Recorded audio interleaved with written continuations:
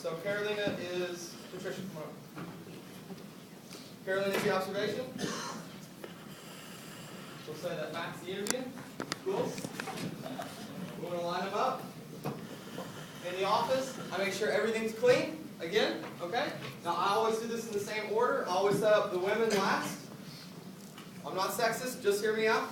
Okay, I set up the women last. The reason why is if Carolina is a woman, then she's probably going to be more comfortable, or some women are going to be more comfortable in an environment where she's not the only woman, right? And would be uncomfortable in an environment where she's the only woman. So when I'm setting her up, even though I'm setting her up with Matt, I want her to see that there's other women that work in the company like her. Does this make sense? If I'm setting up a man, men like women. So I want them to see that there's women that work in the company. So I always set up the girls last, so that everyone can see that we have both men and women in our company. Cool? Alright, so office is clean. Come on in. Hey, can I see Carolina? Hey, great to see you again. How you doing? Good, come on in. Alright. Carolina, a couple people for you to meet here. This is Madalena. This is Patricia. This is Simon. Okay. And this is Matt. Okay. Now listen, Matt's the most important person for you today. Okay. He's one of the top trainers that we have here. He's agreed to take some time out of his day today to spend an entire day with you. Okay. So you're going to be with him all day long. He's going to be walking you around. He's going to be able to answer all your questions about some of the new campaigns and products that we're working with today. All right. Now, essentially what we want to do today is two things. One, he just wants to get to know you a lot better as a person, okay? Two, he is going to be making an evaluation on behalf of the company on whether or not you're going to be the right candidate for the position, okay? Now listen, again, it's nothing crazy today. It's nothing super glamorous. We're not going to put you in a jet, fly you off to Vegas, have you wind down to clients or anything like that. If you remember from your interview yesterday, he's going to show you that first phase of the training program, the sales and fundraising part. Okay? So you're in great hands. Hang out. At the very end of the day, he's going to bring you back here. We're going to have you fill out a questionnaire that covers our basic marketing system. It's going to be based on a questionnaire. Most importantly, Carolina, it's going to be based on Matt's personal recommendation. If he feels that you're the right selection for the job, it's going to determine if we'll sit down with you over all the other candidates. Okay? All right. Have a great day. You're in great hands, Matt. Thanks so much for the time. Come on out and open it. Cool. Any questions? Wow, it's like a sea of iPads. Questions? Got it? All right, cool. Christoph, Yeah. what at that point in time we say is this individual as well? Then I will kill the.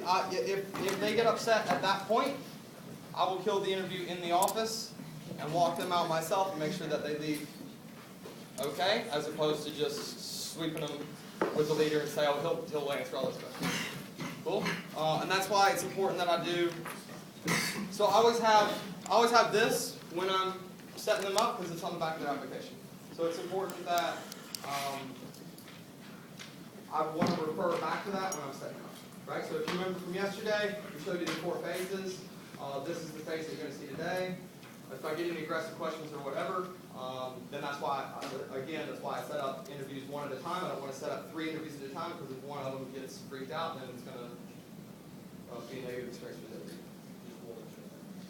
Yeah, so if I'm one person in the office, you're the candidate and you're upset, and you get upset about something, or is this, I'm going to talk to myself and say, okay, well, let's go talk about it. I'm going to walk you out of the office. I'm going to make sure that you leave happy. I'm going to remove you from the situation. Being able to negatively affect you right now. Again, if I've done everything right, it shouldn't happen. Do you always bring them up individually? I'll always set them up individually, yes, because, again, if something goes wrong, then I don't want that to screw up anybody else. Does that make sense? Prelims as well, right?